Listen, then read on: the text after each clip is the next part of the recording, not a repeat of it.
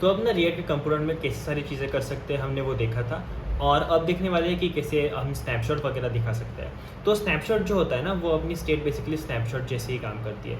तो हर एक स्टेट जो रिएक्ट के अपने कंपोनेंट में होती है वो एज अ स्नैपशॉट स्टोर की जाती है। तो देखते डॉक्यूमेंटेशन में इन्होंने क्या क्या दिया है और इसके लिए। तो state variable might look like regular JavaScript variables that you can read और write to, however state behaves more like a snapshot. Setting it does not change the state variable you already have, but instead re-triggers the re-render. इसका मतलब क्या, जब भी आप कोई state variable को update करोगे, जैसे कि यहाँ पे इन्होंने दिया है इज सेंड, और इज सेंड को इन्होंने एक सेटर वेरिएबल सेटर फंक्शन दिया है जो कि है सेट इज सेंड। तो ये जब आप अपडेट करोगे ना, तो ये कंपोनेंट री रेंडर करेगा। तो इसका स्टेप्स वगैरह कैसे होगा वो देखते हैं। सबसे पहले आपका on submit event handler execute होगा, उसके बाद आपका ये सेट होगा, और सेट करने के बाद क्यू होगा आपका नया रेंडर। तो नया रेंडर क्यू होने के बाद रिएक्ट एक्चुअली री रेंडर करेगा अपने कंपोनेंट को नई वैल्यू के साथ, जो कि इज सेंड की नई वैल्यू है। ये समझ में आ गया कि जब आप सेट करते हो कुछ, तो एक रिक्वेस्ट री रेंडर करता है, और री रेंडर रिक्वेस्ट करने के बाद वो री रेंडर एग्जीक्यूट होता है, तब आपको नई चीज़ें दिखने लगती है। Re rendering takes a snapshot in time. इसका मतलब क्या, री रेंडरिंग स्नैपशॉट लेता है। मतलब अगर एक चीज़ की वैल्यू 1 है, दूसरी चीज़ की वैल्यू ट्रू है, और तीसरी चीज़ की वैल्यू हेलो है, तो 1 ट्रू और हेलो इस तरह का एक स्टेट का स्नैपशॉट लिया जाएगा। तो उस कंपोनेंट में जो भी चीज़ें चलेंगी ना, उनके लिए उन चीज़ों की वही 1 ट्रू और हेलो ये वैल्यू यूज़ की जाएगी, क्योंकि उस कंपोनेंट के उस टाइम पे वो स्टेट्स की अवेलेबिलिटी है, तो उसे वही पता होती है बस। इसके बाद re-rendering means the React is calling your component, which is a function. The JSX you return from that function is like a snapshot of the UI in time. Its props, its event handlers, and local variable were all calculated using its state at the time of the re-render. Unlike a photograph or movie, the UI snapshot you return is interactive. मतलब ये interactive रहता है, like बस picture तो नहीं है ना किसी चीज़ का, इंटरेक्टिव है। या आप कंपोनेंट के साथ खेल सकते हो, क्लिक कर सकते हो, इवेंट हैंडलर वगैरह को लिसन कर सकते हो, ये सब कुछ कर सकते हो। तो ये किसी इमेज जैसा स्टैटिक स्नैपशॉट नहीं है, पर इसके अंदर डेटा वगैरह रहता है, इंटरेक्टिविटी रहती है। अब देखते हैं व्हाट रिएक्ट रेंडर्स का component, sorry when react renders a component. React calls your function again, तो उस फंक्शन को कॉल होगा जो आपका कंपोनेंट फंक्शन है। उसके बाद your function returns a new JSX snapshot, मतलब JSX का नया स्नैपशॉट रिटर्न करेगा। React then updates the screen to match the snapshot your function return. तो आपकी स्क्रीन को अपडेट किया जाएगा ताकि वो जो स्नैपशॉट रिटर्न किया है वो अपडेट हो जाए, वो आपको स्क्रीन पे दिखे। तो मतलब क्या, react executing the function, calculating the snapshot और अपडेटिंग द डॉम ट्री, ये 3 स्टेप्स। एग्जीक्यूट करेगा फंक्शन, कैलकुलेट करेगा स्नैपशॉट और अपडेट करेगा डॉम ट्री ताकि आपको दिख जाए। और यहाँ पे उन्होंने दिया है कि you tell React to update the state, आपने बोला सेट स्टेट ट्रू, आपने बोला।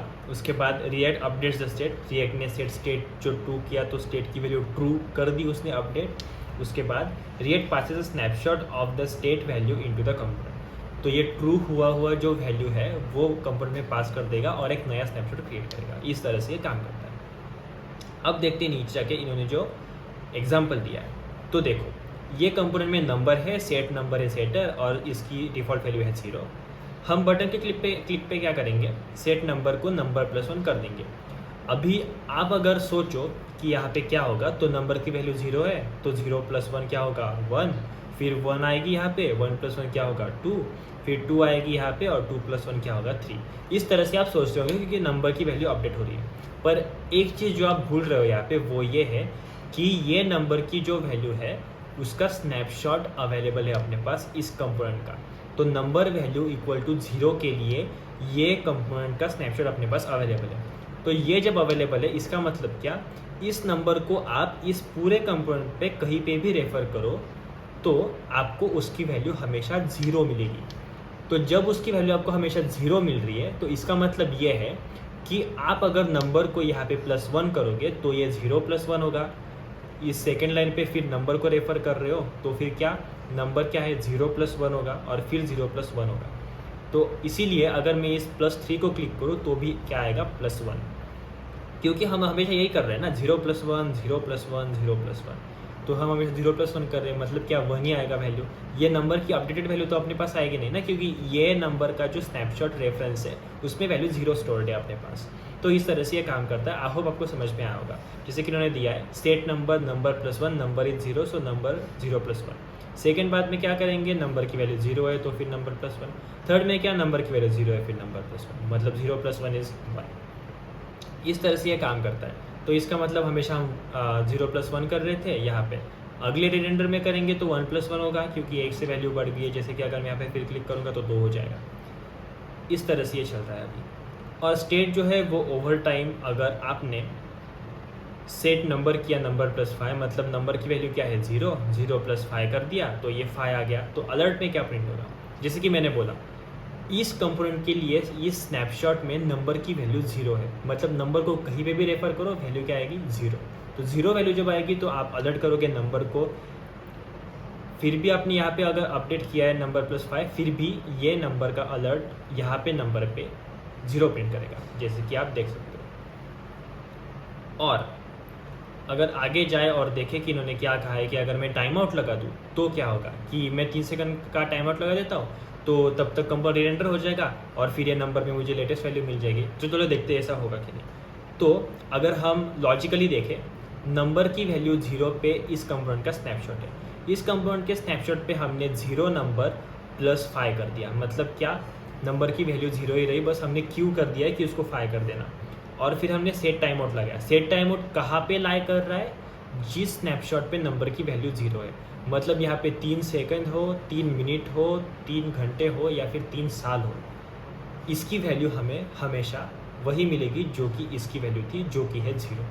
इसलिए अगर मैं यहाँ पे क्लिक करूँ तो 3 सेकंड बाद भी मुझे जीरो वैल्यू ही मिलेगी, जैसे कि आप यहाँ पे देख सकते हो। स्नैपशॉट को हमेशा याद में रखना, नंबर जो भी स्टेट की वेरिएबल की वैल्यू है वो हमेशा हमें मिलेगी जब भी आप उसे कहीं पे रेफर करोगे। इसके आगे जाए तो आप ज़्यादा बड़े टाइम आउट अलर्ट वगैरह लगा सकते हो, फिर भी वही वैल्यू मिलेगी। यहाँ पे उन्होंने क्या किया है, you said dash dash message to dash dash, तो ये 5 सेकंड बाद अपडेट हो रहा है। तो देखो अगर मैंने यहाँ पे सेंड कर दिया तो एलिस की वैल्यू एलिस है और ये वैल्यू हेलो है। अगर मैं यहाँ पे क्लिक करूँ और 5 सेकंड के बीच में इसको बॉब कर दूँ तो क्या होगा, तो मुझे आएगा एलिस का नाम, क्योंकि जो क्लिक किया था मैंने बटन, क्लिक का इवेंट जहाँ पे कॉल किया, क्लिक के इवेंट को जहाँ पे लिसन किया, वहाँ पे एलिस ही वैल्यू है ना, तो इसलिए एलिस ही आएगा हमेशा वैल्यू में। तो आई होप आपको ये समझ में आएगा कि कैसे हम स्टेट्स को देखते हैं, कैसे states as a snapshot store होती है और हर एक स्टेट में जो भी वेरिएबल्स अवेलेबल होते हैं, हर एक कंपोनेंट में जो भी स्टेट वेरिएबल अवेलेबल होते हैं, उन्हीं के हिसाब से उस कंपोनेंट का स्नैपशॉट बनता है और उन्हीं की वैल्यू हमेशा उस वेरिएबल के रेफरेंस के लिए आपको हमेशा मिलेगी। वो चेंज तभी होगी जब आपका कंपोनेंट रीरेंडर होगा। कंपोनेंट रीरेंडर तभी होगा जब आप सेट स्टेट को कॉल करके सेटल वेरिएबल को, सेटल फंक्शन को कॉल करोगे।